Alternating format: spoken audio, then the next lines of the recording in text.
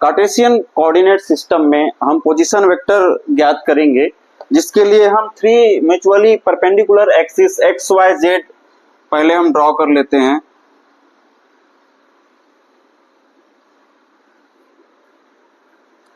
और मान के चलते हैं कि ऑब्जेक्ट या वस्तु जो कि यहाँ उपस्थित है, एक्चुअल में ये जेड जो एक्सिस है वो कुछ इस तरह से है।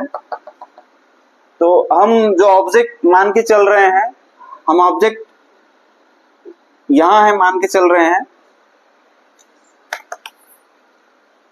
फर्स्ट ड्रॉ पहले हम परपेंडिकुलर डाल लेते हैं। मान लो यह पॉइंट P है, इस पॉइंट P से हम परपेंडिकुलर डाल लेते हैं इस एक्स जेड प्लेन पर, और मान के चलते हैं कि ये परपेंडिकुलर है, इसे हम नाम देते हैं n। और जो ओरिजिन है और जो हमारा ऑब्जर्वेशन पॉइंट है उसे हम O इंडिकेट करते हैं।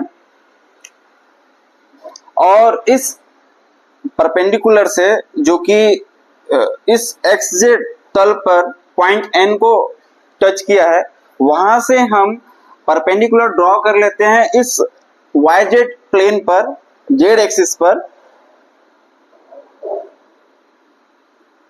और इसी तरह से हम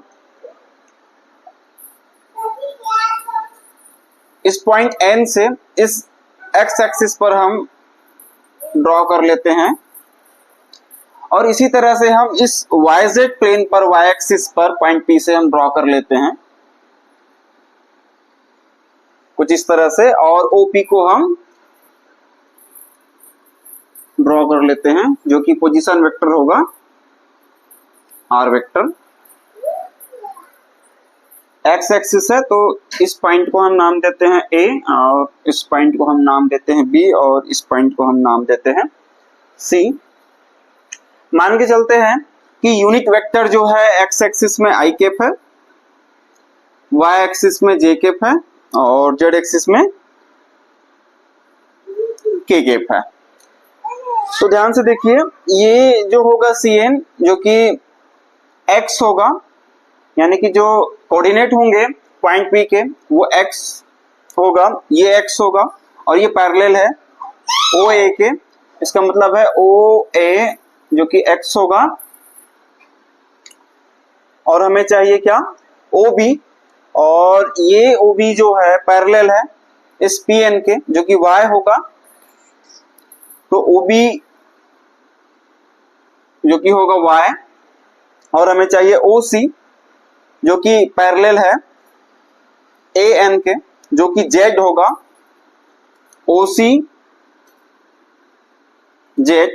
इट मीन्स ये x था, OA x हुआ,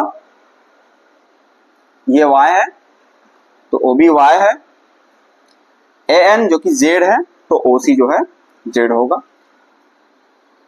तो जो कोऑर्डिनेट होगा पॉइंट P का वो होगा x y z। Position vector हम लिखेंगे r vector is equal to, unit vector जो है x एक्सिस में i लिए हैं, y एक्सिस में j, और z एक्सिस में k। तो i cap x plus j cap y plus k cap z। तो ये पोजीशन वेक्टर होगा।